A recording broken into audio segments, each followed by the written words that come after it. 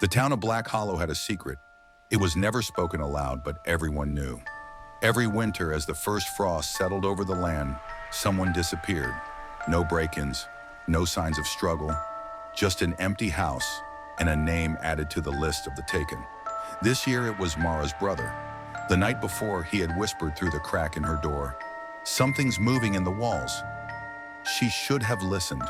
By morning, his bed was empty, his sheets damp with something thick and dark. The walls of his room had changed.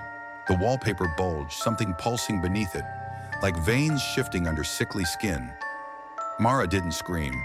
She packed a flashlight, a knife, and followed the marks. The footprints in the snow outside weren't normal. Too long, too thin, dragging, leading into the woods. She walked for miles, the trees thickening, the sky swallowed by twisting skeletal branches. Then she found it, a hut. It was built from bones, skulls stacked like bricks, femurs forming a crude archway.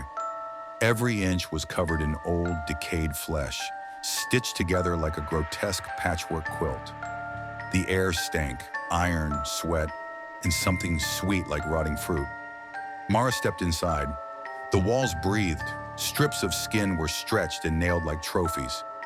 Ribs hung like wind chimes, clicking in the damp, pulsing air. A massive loom stood in the center. Thick ropes of sinew and tendons stretched across its frame, weaving something new.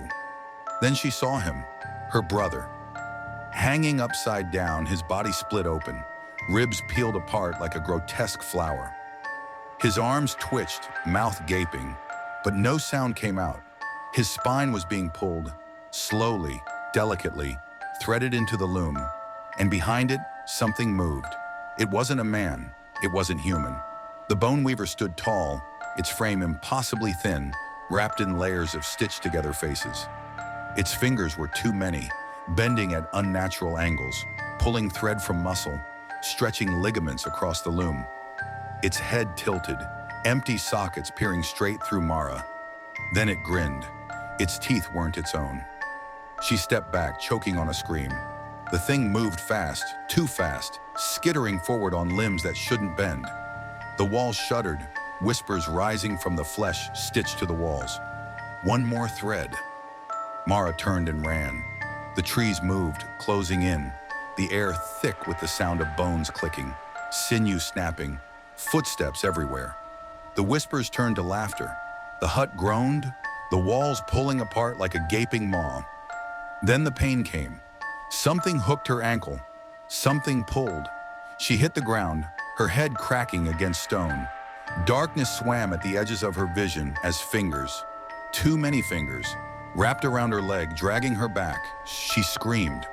The last thing she saw before the trees swallowed the night, the loom, waiting for its next thread.